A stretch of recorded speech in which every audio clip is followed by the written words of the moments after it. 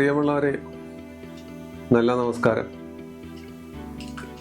നമുക്ക് വിദ്യാകാര്യത്തെക്കുറിച്ച് ചിന്തിക്കാം.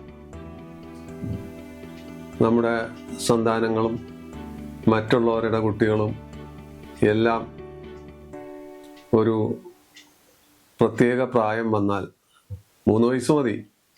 3 വയസ്സിന് മുമ്പ് തന്നെ പ്ലേ ക്ലാസ്സുകളിലും നഴ്സറികളിലും അതുപോലുള്ള മറ്റ് വിദ്യാലയങ്ങളിലും നമ്മൾ കുട്ടികളെ മോൾഡ് ചെയ്ത് ശരിയാക്കിയെടുക്കുകയാണ്. ഇരുമ്പും ചെമ്പും സ്വർണവും മറ്റും മോൾഡ് ചെയ്യുന്ന രീതിയിലാണ് കുട്ടികളെ മോൾഡ് ചെയ്യുന്നത്. കാരണം എന്താണെന്ന് വെച്ചാൽ എല്ലാവർക്കും വിദ്യ ഒരു വലിയ കാര്യമാണ്. നമ്മുടെ നാട്ടിൽ വിദ്യാഭ്യാസത്തിന് യാതൊരു വിലയുമില്ല.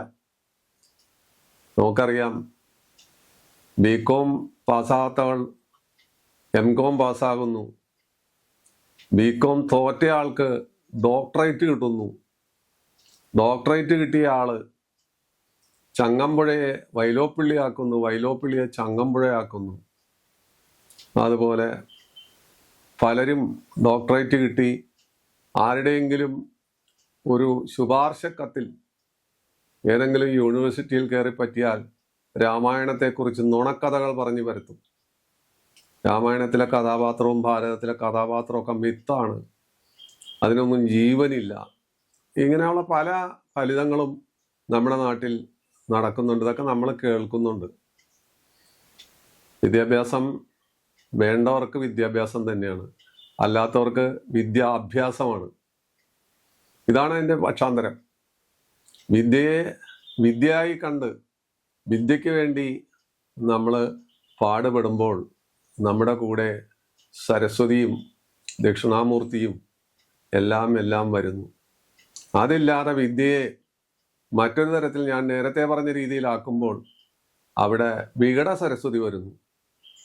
അവർക്ക് വിദ്യ ഉണ്ടാവും, പക്ഷേ അത് എഴുതി വച്ചിരിക്കുന്ന കടലാസിൽ മാത്രമായിരിക്കും. ആ കടലാസിൻ്റെ വില പോലും, ആ വിദ്യ ഡിഗ്രി ഫുൾ ഫോം പറയാൻ പോലും അറിയാൻ പാടില്ലാത്ത എത്രയോ ബിരുദന്മാരെ നമ്മൾ കാണുന്നു. നിത്യജീവിതത്തിൽ ഇത് പറയുമ്പോൾ നിങ്ങൾ ഉള്ളിൽ ചിരിക്കും. പലരെക്കുറിച്ചും MA-യും LLB-യും അതിനപ്പുറവും ഒക്കെ നേടിയ ആളുകൾ ഒരു വാക്ക് ഇംഗ്ലീഷിൽ തികച്ച് പറയാൻ പറ്റാത്ത തരത്തിലാകണമെങ്കിൽ നമ്മുടെ വിദ്യാഭ്യാസ നിലവാരം ഏത് തരത്തിലായിരിക്കണം എന്നൊന്ന് ചിന്തിച്ചാൽ മതി. എന്നിട്ടും നമ്മൾ പറയും നമ്മൾ എല്ലാത്തിലും മുൻപിലാണെന്ന്. അതൊരു പറച്ചിൽ മാത്രമാണ്. അപ്പോൾ വിദ്യ എന്ന് പറയുന്ന ശ്രേഷ്ഠ വസ്തു അത് ബുദ്ധിയുടെ വ്യാപാരമാണ്. തല്ലിപ്പഴിപ്പിച്ചാലോ അല്ലെങ്കിൽ എന്തെങ്കിലും തരത്തിൽ ഞാൻ നേരത്തെ പറഞ്ഞ മതി രൂപപ്പെടുത്തിയാലോ പരുവപ്പെടുത്തിയാലോ മോൾഡ് ചെയ്താലോ വിദ്യ ഉണ്ടാവില്ല. വിദ്യ ഉണ്ടാകണമെങ്കിൽ ആ വിദ്യക്ക് പ്രേരകമായ ഒട്ടനവധി വസ്തുക്കൾ വേണം. 1 ബുദ്ധി, 2 ഗുരുത്വം, 3 ജന്മാന്തരം, അതുപോലെ പഠിക്കാനുള്ള ആ ഏകാഗ്രത ശീലം. ഇതെല്ലാം ഇല്ലാത്തവർക്ക് വിദ്യ ലഭിക്കില്ല. പിന്നെ വിദ്യ ലഭിക്കും ഈ പറഞ്ഞ രീതിയിൽ തിരുവനന്തപുരത്തും മറ്റു പല സ്ഥലത്തുമുള്ള ചില വിദ്യാഭ്യാസ സ്ഥാപനങ്ങൾ അവിടെ ചേർന്ന് കൊടുത്താൽ മതി. കർണാടകയിലും ഉണ്ട്, തമിഴ്നാട്ടിലും ഒക്കെ ഉണ്ട്. ചേർന്ന് കൊടുത്താൽ മതി. ഈ പറയുന്ന സാധനം എടുത്തു തരും, പണം കൊടുത്താൽ മതി. അങ്ങനെയുള്ള വിദ്യ നമുക്ക് കിട്ടും. പക്ഷെ അവരെ കൊണ്ട് സമൂഹത്തിനോ മറ്റൊരാൾക്കോ യാതൊരു പ്രയോജനവും ഉണ്ടാവില്ല എന്നുള്ളതാണ് വസ്തുത. ഇതൊക്കെ നമുക്കറിയാം. നമ്മുടെ ചുറ്റുപാടിൽ അതൊക്കെ നടക്കുന്നുണ്ട്. ഇങ്ങനെയൊക്കെയുള്ള കാര്യങ്ങൾ ഇവരുടെ തൊലി ഉരിക്കാറുണ്ട് പലപ്പോഴും. അവരുടെ കഷ്ടകാലത്തിന് ചിലപ്പോൾ എവിടെയെങ്കിലും ചെന്ന് അവർ നാണം കെടാറുണ്ട്. നാണം കെട്ടാലും അവരുടെ കോലം കെടില്ല. അവർ വീണ്ടും ഈ അഭ്യാസം തന്നെ ചെയ്തുകൊണ്ടേയിരിക്കും. അപ്പോൾ വിദ്യയുടെ കാര്യത്തിലേക്ക് നമുക്ക് ഊഴ്ന്നിറങ്ങി ചെല്ലുമ്പോൾ എങ്ങനെയാണ് ഒരാൾക്ക് ഉന്നത വിദ്യ ഉണ്ടാകുന്നത് അല്ലെങ്കിൽ വിദ്യ ഉണ്ടാകുന്നത്, അതിനെക്കുറിച്ചാണ് നമ്മൾ വളരെ ചുരുങ്ങിയ വാക്കുകളിൽ പറയുന്നത്. ആമുഖമായി അല്പം പറഞ്ഞു പോയി എന്ന് മാത്രമേ ഉള്ളൂ. അപ്പോൾ സാധാരണഗതിയിൽ ഒരു കുട്ടിക്ക് വിദ്യ ലഭിക്കണമെങ്കിൽ വ്യാഴം സ്വക്ഷേത്ര ബലവാനായോ ഉച്ചക്ഷേത്ര ബലവാനായോ ബുധനും ശുക്രനും ബലവാനായോ ജാതകത്തിൽ നിന്നാലാണ് വിദ്യാനേട്ടം ഉണ്ടാവുക. വിദ്യാനേട്ടം ഉണ്ടാകുന്നതിൻ്റെ ആദ്യത്തെ കാര്യമാണ് ഈ പറഞ്ഞത്. പിന്നെ യോഗങ്ങൾ വരും. സരസ്വതി യോഗം, വ്യാഴം, ശുക്രൻ, ബുധൻ ഇവരെല്ലാം സ്വക്ഷേത്രത്തിലോ ഉച്ചക്ഷേത്രത്തിലോ ആയി കേന്ദ്രസ്ഥാനത്ത് നിന്നാൽ, ത്രികോണസ്ഥാനത്തോ നിന്നാൽ സരസ്വതി യോഗം, ആ യോഗമുള്ള ആളുകൾക്ക് ഉന്നത വിദ്യയും കവിത്വവും വാചാലത്വവും വാഗ്മിത്വവും എല്ലാം ലഭിക്കും.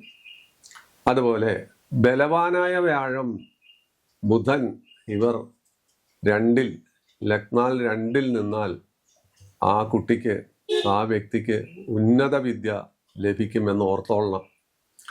അതുപോലെ ബലവാനായ ചന്ദ്രനെയോ ബുധനെയോ ഗുരുവിനെയോ മറ്റേതെങ്കിലും ശുഭന്മാർ നോക്കിയാൽ അവിടെ വിദ്യാലാഭമാണ് പറയുന്നത്.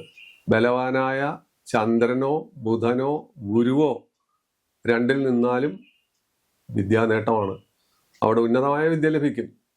അതുപോലെ തന്നെ 2-ലെ ബുധൻ, ഗുരു, ചന്ദ്രൻ മുതലായവർ, അവർ ഏതു തരത്തിലായാലും എങ്ങനെയായാലും അവർക്ക് മൗഢ്യമില്ലാതെ, 2 എന്ന് പറയുന്ന വിദ്യാസ്ഥാനമാണ്. ജാതകത്തിലെ 2, ജ്യോതിഷക്കാരുടെ 2, വിദ്യാസ്ഥാനം, ധനസ്ഥാനം, അങ്ങനെ ഒരുപാട് സ്ഥാനങ്ങളുണ്ട് അതിന്. അപ്പോൾ അങ്ങനെ നിന്നാലും വിദ്യ നമുക്ക് ലഭിക്കുന്നു. ബുധനും ശുക്രനും 2-ലോ 5-ലോ നിന്നാൽ വിദ്യാനേട്ടം പറയാം, വിദ്യാനേട്ടം ഉണ്ടാകും. അതുപോലെ തന്നെ ബുധനും ശനിയും ഉച്ചനായിട്ട് 2-ൽ നിന്നാലോ അല്ലെങ്കിൽ 2-ാം ഭാവാധിപൻ ഇവരെവിടെയെങ്കിലും നിൽക്കുന്നവരെ നോക്കിയാലോ ഉന്നത വിദ്യ നമുക്ക് പറയാൻ പറ്റും. ഒരു കുട്ടിക്ക് ഉന്നത വിദ്യ കിട്ടും. എങ്ങനെ വിദ്യ കിട്ടും എന്നുള്ളതാണ് ഈ പറഞ്ഞു വരുന്നത്. വിദ്യാനേട്ടം എങ്ങനെ ഉണ്ടാവും എന്നുള്ളതാണ്. അത് വിടാ, ഇനി നമുക്ക് മുന്നോട്ട് പോകാം. 5-ാം ഭാവാധിപനെ ശനി, രാഹു, 5-ാം ഭാവാധിപനെ ശനി, രാഹു മുതലായവർ നോക്കിയാൽ ആ വ്യക്തിക്ക് ആ കുട്ടിക്ക് ഉന്നത വിദ്യ കിട്ടുന്നു. അത് ഒരു രഹസ്യമാണ് ആ കാര്യം. വീണ്ടും മുന്നോട്ട് പോകുമ്പോൾ 4-ാം ഭാവാധിപനെ അല്ലെങ്കിൽ 4-ാം ഭാവത്തിലെ വ്യാഴത്തിനെ ശുക്രൻ നോക്കുക. 4-ൽ നിൽക്കുന്ന വ്യാഴത്തിനെ ശുക്രൻ നോക്കുക. അതും ഉന്നത വിദ്യയുടെ ലക്ഷണമായി കാണാം. ഇതെല്ലാം നിങ്ങൾ അറിയാത്ത കാര്യമാണ് ഈ പറയുന്നത്. വളരെ ചൂഴ്ന്ന് അന്വേഷിച്ച് കണ്ടെത്തി പല ജാതകങ്ങളും പരിശോധിച്ച് പല ആചാര്യന്മാരും പറഞ്ഞു വച്ചിരിക്കുന്ന ചില നിയമങ്ങൾ മാത്രമാണ് ഈ പറയുന്നത്. വീണ്ടും നമ്മൾ നടക്കുമ്പോൾ വ്യാഴം തനിച്ചോ ശുക്രനോ 2-ൽ നിന്നാൽ മതി, ഉന്നത വിദ്യ കിട്ടും. ആ കുട്ടിക്കും ഉന്നത വിദ്യ കിട്ടും. അതുപോലെ തന്നെ 4, 5 ഭാവാധിപന്മാർ 5-ലോ 10-ലോ നിന്നാൽ നല്ല വിദ്യയാണ് അവർക്ക് ലഭിക്കുക. ഇതെല്ലാം നമ്മൾ ഒരു തിയറിയാണ്, ഒരു നിയമമാണ് ഈ പറഞ്ഞത്. ഈ പറയുന്ന നിയമങ്ങളെ എല്ലാം നിർവീര്യമാക്കുന്ന ഒരുപാട് കാര്യങ്ങളുണ്ട്. ഇപ്പോൾ ഈ ഇത്രയും ഗ്രഹങ്ങൾ ഇന്നിടത്ത് നിന്നു, നിങ്ങളത് കേട്ടു, ഓർത്തു, ഇല്ലെങ്കിൽ റീവൈൻഡ് ചെയ്ത് നമുക്ക് നോക്കാം എവിടെയൊക്കെ ആരൊക്കെയാണ് നിൽക്കുന്നത് എന്ന് റീവൈൻഡ് ചെയ്ത് നോക്കാം ഈ അധ്യായം. പക്ഷെ ഇതിനെ നിർവീര്യമാക്കുന്ന ഒരുപാട് കാര്യങ്ങൾ അതേ ജാതകത്തിൽ തന്നെ, അതേ കുട്ടിക്ക് തന്നെ, ഇങ്ങനെയൊക്കെ കുട്ടിക്ക് നിൽക്കുന്നുണ്ടല്ലോ എന്നിട്ടും വിദ്യ കിട്ടുന്നില്ല. അപ്പോൾ അവിടെ ചന്ദ്രന് ബലം ഉണ്ടാവില്ല എന്ന് വരും, വ്യാഴത്തിന് മൗഢ്യം ഉണ്ടായി എന്ന് വരും, ബുധന് മൗഢ്യം ഉണ്ടായി. ഏറ്റവും കൂടുതൽ മൗഢ്യമുള്ള ഗ്രഹമാണ് ബുധൻ. ബുധന് മൗഢ്യം ഉണ്ടായി എന്ന് വരും. അല്ലെങ്കിൽ ബുധൻ അംശിക്കുന്നത് ശത്രുക്ഷേത്രത്തിലോ നീചക്ഷേത്രത്തിലോ ആയി എന്ന് വരും. അപ്പോൾ ഒരുപാട് കാര്യങ്ങളുണ്ട്. മൗഢ്യം, നീചം, ശത്രുക്ഷേത്രാംശകം, നീചക്ഷേത്രാംശകം, ഇങ്ങനെയുള്ള കാര്യങ്ങൾ കൂടി നമ്മൾ വിദ്യയുടെ കാര്യത്തിൽ പരിഗണിക്കണം. അല്ലെങ്കിൽ നിയമം പറയും, ഈ നിയമം ഉണ്ടല്ലോ, ആ നിയമം ഉണ്ടായിട്ട് എൻ്റെ കുട്ടിക്ക് വിദ്യയില്ലല്ലോ, എൻ്റെ കുട്ടി മണ്ടനാണല്ലോ, അല്ലെങ്കിൽ ക്ലാസ്സിൽ ചെന്നിട്ട് ഇറങ്ങിപ്പോന്നല്ലോ, അല്ലെങ്കിൽ കുറെ വർഷങ്ങൾക്ക് മുമ്പ് ഇപ്പം ആ ഫാഷൻ കുറഞ്ഞു, എഞ്ചിനീയറിങ്ങിന് പോക്ക്, ബിടെക്കിന് പോക്ക്, പ്രീ ഡിഗ്രി കഴിഞ്ഞാൽ ബിടെക്കിന് പോകും. ബിടെക്കിന് പോയിട്ട് 12 പേപ്പറും 14 പേപ്പറും ബാക്കായി വന്നിട്ട് ബിടെക് ആണെന്ന് പറഞ്ഞു നടക്കും. അവൻ പ്രീ ഡിഗ്രിയേ ഉള്ളൂ. കാരണം പ്രീ ഡിഗ്രി കഴിഞ്ഞിട്ട് വരുന്ന ഡിഗ്രിയാണ് ബിടെക്. ആ ബിടെക് ഇവന് പാസ്സാവാൻ പറ്റണ്ടേ? കാരണം ഏതെങ്കിലും സാധാരണ കോളേജുകളിൽ, ഈ പ്രൈവറ്റ് കോളേജുകളിലോ അല്ലെങ്കിൽ മറ്റു സ്ഥലത്തൊക്കെ ധാരാളം ബിടെക് വേക്കൻസികൾ ഉണ്ടായിരുന്നു ഒരു കാലത്ത്. അപ്പോൾ അവിടെ പണം കൊടുത്താൽ അവർ ചേർക്കും. അങ്ങനെ വരുമ്പോൾ ഇവൻ പാസ്സാവില്ല, അവൻ വെറും പ്രീ ഡിഗ്രിക്കാരനാണ്. എന്നിട്ടായിരിക്കും അവൻ കാനഡയിലേക്ക് പോകുന്നത്, അല്ലെങ്കിൽ വേറെ ഏതെങ്കിലും ദേശത്തേക്ക് പോയിട്ട് അവിടെ ചെന്ന് ഏതെങ്കിലും തരത്തിലുള്ള കോഴ്സ് പഠിച്ച് എന്തെങ്കിലും ജോലി നേടി തലയിലെഴുത്തിൻ്റെ വലിപ്പം കൊണ്ട് അവൻ നന്നാവാൻ ചീത്തയാവാം. ഇത് നമ്മുടെ ഇടയിൽ നടക്കുന്ന ഒരു കാര്യമാണ്. ഇത്തരം കാര്യങ്ങൾ സാധാരണയായിട്ട് നമ്മുടെ നാട്ടിൽ നടക്കുന്ന കാര്യങ്ങളാണ്. കാരണം പഠിക്കേണ്ട സമയത്ത് പഠിക്കാതെ പലപ്പോഴും രാഷ്ട്രീയക്കാരുടെ പുറകെയും, രാഷ്ട്രീയക്കാരുടെ മക്കളെല്ലാം ഡെഹ്റാഡൂണിലും അതുപോലെ ലണ്ടനിലുള്ള നല്ല യൂണിവേഴ്സിറ്റിയിലും ചുരുങ്ങിയത് ഡൽഹിയിലുള്ള വലിയ വലിയ യൂണിവേഴ്സിറ്റിയിലൊക്കെ പഠിക്കുമ്പോൾ ഇവിടെ സിന്ദാബാദ് വിളിക്കാനും അതുപോലെ ബസ് കത്തിക്കാനും മറ്റു കാര്യങ്ങൾക്കും ഇവർ നടന്ന് ഇവരുടെ വിദ്യ തൊലച്ച് അവസാന കാലത്ത് അവർ വല്ല കോപ്പി അടിച്ചോ അല്ലെങ്കിൽ അധ്യാപകന്മാരെ കാല് പിടിച്ചോ പാസ്സായി ഒന്നിനും കൊള്ളാത്ത ചരക്കുകളായി മാറി അവർക്ക് സാധിക്കും, രാഷ്ട്രീയക്കാരാവാൻ സാധിക്കും. അവർക്ക് നാക്കുകൊണ്ട് പോക്കറ്റ് അടിച്ചാൽ മതി, വിദ്യ കൊണ്ട് അവർക്ക് വേറെ ഒന്നും ചെയ്യേണ്ടതില്ല. അപ്പോൾ അങ്ങനത്തെ അവസ്ഥ നമ്മുടെ നാട്ടിലുണ്ടാവാറുണ്ട്.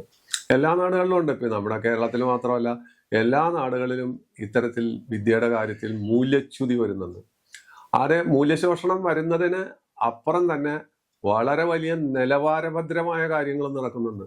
കാരണം പഠനത്തിൻ്റെതായ വഴിയിലേക്ക് പോകുന്നു. IIT അതുപോലെ വിദേശ യൂണിവേഴ്സിറ്റികൾ ലണ്ടനിലും ന്യൂയോർക്കിലും അതുപോലെ ഡൽഹിയിലുമുള്ള വലിയ വലിയ യൂണിവേഴ്സിറ്റികൾ അവരുടെ സെലക്ഷനിലെല്ലാം വളരെ കൃതകൃത്യത പുലർത്തി അതിനകത്ത് വെള്ളം ചേർക്കാതെ മുന്നോട്ട് കൊണ്ടുപോകുന്നു.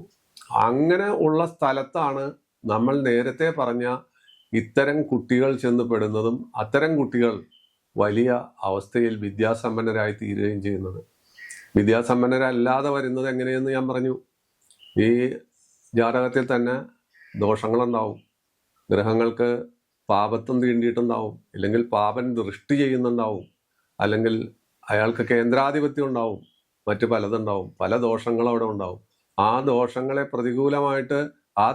പ്രതികൂലമായിട്ട് ബാധിക്കുമ്പോൾ അവരുടെ വിദ്യ ഒരു വഴിക്കാകുന്നു, അവർ വിദ്യാഹീനരാകുന്നു. പിന്നെ ട്രപ്പീസ് കളിക്കാരനെ പോലെ എങ്ങനെയെങ്കിലും ചാടി എവിടെയെങ്കിലും രക്ഷപ്പെടുക എന്നുള്ള മാർഗത്തിലേക്ക് അവർ എത്തിച്ചേരുന്നു. അതാണ് വസ്തുത. നമ്മളെത്ര വലിയ സ്കൂളിൽ കൊണ്ട് ചേർത്താലും, എത്ര നല്ല കൂട്ടാനായാലും കറിയായാലും താളല്ലേ, തേങ്ങ എത്ര അരച്ചാലും അതിന് ഇത്രയല്ലേ ഫലം കിട്ടൂ എന്നൊരു നാടൻ ചൊല്ലുണ്ട്. എന്നതുപോലെയാണ് കുട്ടികളുടെ കാര്യവും. കുട്ടികൾക്ക് വിദ്യായോഗമുണ്ടാകണം, കുട്ടികൾക്ക് അതോടൊപ്പം ബുദ്ധി ഉണ്ടാകണം. ആ ബുദ്ധിയെ പരിപോഷിപ്പിക്കുന്ന വിദ്യാലയങ്ങളായിരിക്കണം. അതിനെ പരിപോഷിപ്പിക്കുന്ന തൻ്റെ ഏത് തൊഴിലാണ് 10ാം ഭാവം കൊണ്ട് ഉദ്ദേശിച്ചിരിക്കുന്നത്, ആ തൊഴിലിനെ ലക്ഷ്യമാക്കിയുള്ള വിദ്യ ആയിരിക്കണം നാം കൊടുക്കേണ്ടത്. അത് നമ്മൾ അറിഞ്ഞ് മനസ്സിലാക്കി പ്രവർത്തിച്ചാലേ വിദ്യാനേട്ടം ഉണ്ടാകൂ, വിദ്യ കൊണ്ട് ഗുണമുണ്ടാകൂ എന്നാണ് ഈ കൊച്ചെപ്പിസോഡിൽ ഞാൻ സ്ഥാപിക്കുന്നത്. ഇത് നിങ്ങൾക്ക് ഏവർക്കും ഒരു അനുഭവ പാഠമാവട്ടെ. നന്ദി, നമസ്കാരം.